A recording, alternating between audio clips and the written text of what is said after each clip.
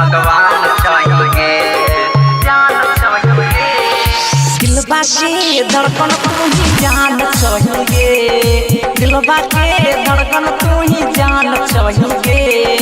कैसे के बताइयो भगवान चाहिए, हाँ कैसे के बताइयो भगवान चाहिए। हमरा प्यार से भोले तू अनजान चाहिए, हमरा प्यार से भोले तू अनजान चाहिए। कैसे के बताइयो भगवान चाहिए, हाँ कैसे के बताइयो भगवान चाहिए। डीजे गुड्डू राज, डीजे गुड्डू राज, मिक्स बबलू कंसाई महेश मनमा के मंदिर में तोरा पूजै छियौ, शीशा में देखियौ जबा तोरे देखै छियौ। हाँ मनमा के मंदिर में तोरे पूजै छियौ, शीशा में देखियौ जबा तोरे देखै छियौ। तोरा से होई गेलौ हमरा तो लव गे, जाए ना देबो कहीं रानी हम अब गे, जाए ना देबो कहीं रानी हम अब गे। तू ही हमर दिए के अरमान चाहिए, तू ही हमर दिए के अरमान चाहिए।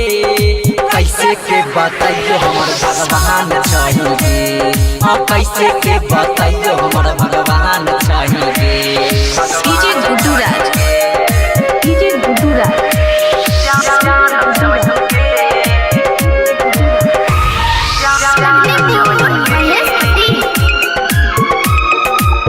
हर सांस में लिखल छौ तोरे ही नाम गे, जीवन में याद हमरा करके बदनाम गे।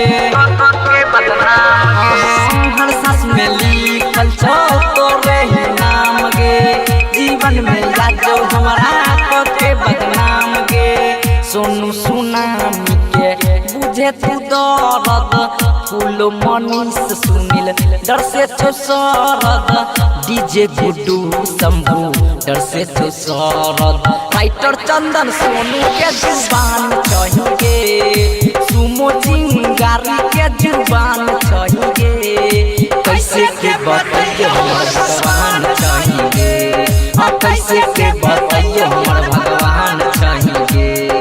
दिलवा के धड़कन तू ही जान चाहिए, दिलवा के धड़कन तू ही जान चाहिए। कैसे के बताइयो हमर भगवान चाहिए, हाँ कैसे के बताइयो हमर भगवान चाहिए।